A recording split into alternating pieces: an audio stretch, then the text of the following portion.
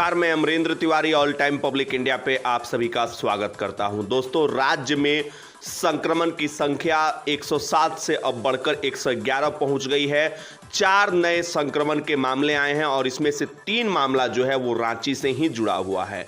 हिंदपीढ़ी से एक गर्भवती महिला की जांच रिपोर्ट और पॉजिटिव आई है। इसके साथ ही राज्य के अंदर जो है गर्भवती महिला जिनकी की जांच रिपोर्ट पहले पॉजिटिव आई है, उनकी संख्या बढ़कर 4 हो गई है। हालांकि अब देखने वाली बात होगी कि पहले से ही रिम्स हो या सदर अस्पताल हो, वहां के गायनी विभाग में आपने देखा किस तरीके से संक्रमण फैला। और जो दूसरा महत्वपूर्ण केस है वो हिंदपीढ़ी के एक पुरुष का ही है। और सबसे अब जो खतरा उत्पन्न हो गया है, एक केस रांची के माइक्रोबायोलॉजिकल डिपार्टमेंट में कार्यरत लैब टेक्नीशियन का पॉजिटिव सैंपल आया है। अब ये देखने वाली बात होगी कि इस पॉजिटिव सैंपल से कितने चेन वहाँ पे क्रिएट हुए हैं, क्योंकि युवक जो वहाँ पे लैब टेक्नीशियन थे वो लगातार काम पर थे। उनकी उम्र 40 से 50 के बीच बताई जा रही है और रिम्स के ही वो क्वार्टर में रहते थे, अपने परिवार के साथ रहते थे। अब सबसे बड़ा सवाल उठता है कि संक्रमण का चेन जो है वो वहाँ पे डेवलप हुआ या नहीं हुआ। इस बीच रिम्स के निदेशक पद पर से कार्यमुक्ति को लेकर जो है विवाद लगातार जारी है। झारखंड की सरकार को विपक्ष ने जो है कड़ा एक तरीके से रुख अख्तियार किया। उनका साफ कहना है, विपक्ष का सरयू राय साहब हो चाहे और भी लोग जो विपक्ष में हैं इस वक्त, भाजपा के नेता, वो सभी लोग ये कह रहे हैं कि बन्ना गुप्ता साहब को संकट के बीच जो है इस फाइल की अनुशंसा आगे नहीं कर दी थी। और इस पर बन्ना गुप्ता साहब ने सफाई दी है कि उन्होंने ही पत्र लिखकर कार्यमुक्त करने का जो है एक तरीके से रिक्वेस्ट किया था। उनकी नियुक्ति जो है एम्स बठिंडा में हो चुकी थी। इस बारे में उन्होंने शासन प्रशासन को अवगत कराया था। हालांकि पत्र में जो पत्र उन्होंने लिखा था उसमें यह भी लिखा हुआ था कि वो संकट के इस कार्य में कोरोना मुक्ति के बाद जो है जाना चाहेंगे, इसके बीच में वो जाना नहीं चाहते एक तरीके से। तो बन्ना गुप्ता साहब लगातार जो है विवादों के घेरे में। कल जिस तरीके से उन्होंने बयान दिया, सीएम के साथ जो है वो मीटिंग करना चाहते थे कांग्रेस के मंत्री, उनकी हालांकि बात नहीं हो पाई, लेकिन सरकार के नीतिगत फैसलों पर जिस तरीके से उन्होंने बयानबाजी की है, इससे कांग्रेस पार्टी की छवि को गहरा धक्का पहुंच सकता है। चलिए आइए, अब संक्रमण के केसेस जो हैं वो गोड्डा भी पहुंच चुके हैं। गोड्डा के पोड़ैया हाट में ये केस पहुंचा है। लता दिकवानी वहां पर पंचायत है, लता गांव में ये मामला पहुंच गया है। प्रखंड मुख्यालय से लगभग 7 साढ़े 7 किलोमीटर दूर, और उस इलाके को रात में 3 किलोमीटर तक के इलाके को सील कर दिया गया है। राज्य के अंदर जो है जो कानून है, संक्रमण के मरीज मिलने के बाद उनको तत्काल जो है कोविड अस्पताल में शिफ्ट कराया जाता है और उसके बाद पूरे गांव को सील करके वहां पे सैनिटाइजेशन की पूरी प्रक्रिया अपनाई जाती है। तो पोड़ैया हाट से एक संक्रमण मिलने के साथ ही गोड्डा जिला में एक तरीके से संक्रमण जो है वो अब पाया गया है। अब देखने वाली बात होगी कि प्रशासन जो है यहाँ पर एहतियातन क्या कदम उठाता है। चलिए आइए, युवक के बारे में जरा बता दें आपको। 26 अप्रैल को युवक कोलकाता से पोड़ैया हाट जो है वो पहुंचा था। अब सबसे बड़ा सवाल उठता है कि लॉकडाउन में युवक जो है किस तरीके से पहुंचा।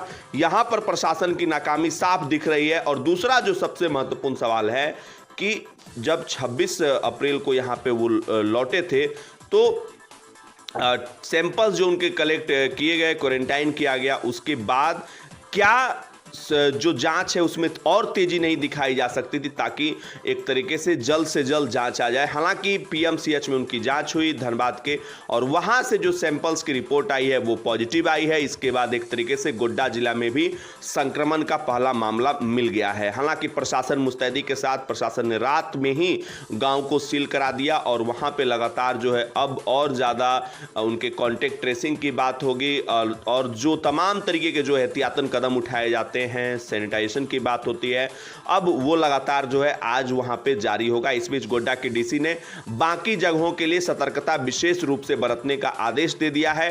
इलाके जो सीमा के करीब हैं, जो बिहार बॉर्डर है, जो इलाके साहेबगंज की तरफ से बंगाल बॉर्डर से जुड़े हुए हैं, पाकुड़, क्योंकि सभी यहाँ पे सीमावर्ती क्षेत्र से लोगों की आवाजाही कहीं ना कहीं चोरी छुपे हो ही रही है। प्रशासन कितना भी प्रयास कर रहा है, नाकाबंदी कर रहा है, चेक नाका पे पुलिस प्रशासन मुस्तैद है, फिर भी खेतों से होकर जो है कुछ लोग जो है आने की चेष्टा करते हैं और अलग अलग तरीके से, क्योंकि आप देख रहे हैं कि कानून का उल्लंघन लगातार हो रहा है लॉकडाउन में भी, तो लोग इस तरीके से आ रहे हैं और ये एक तरीके से राज्य के लिए नई चुनौती है।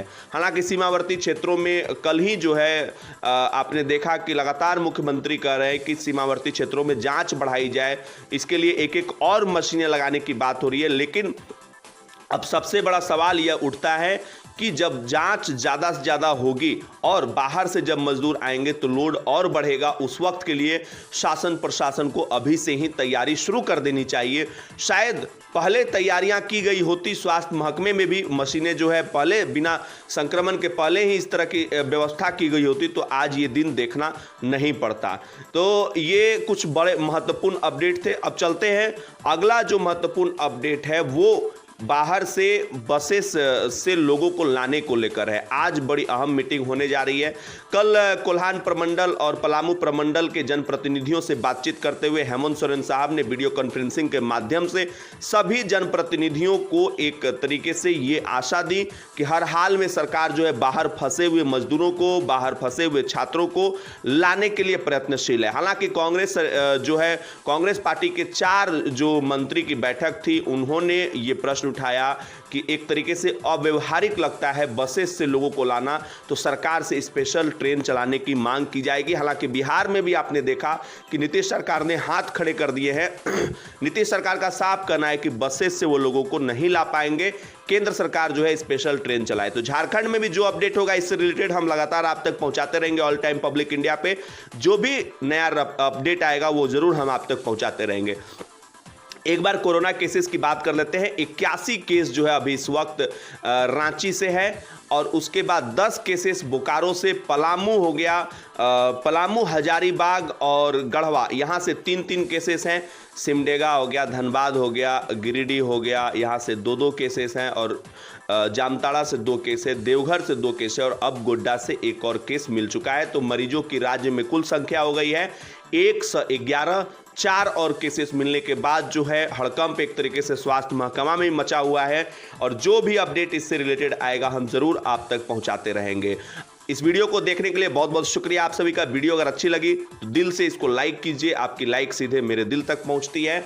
और चैनल पे नए, चैनल को सब्सक्राइब कर लीजिए। इसी तरह की वीडियोज हम रोजाना अपडेट्स वाली वीडियोस आपके बीच लाते रहते हैं। सबसे पहले झारखंड मॉर्निंग अपडेट के साथ हम आपके बीच आते हैं। बहुत बहुत शुक्रिया आप सभी का। जय हिंद।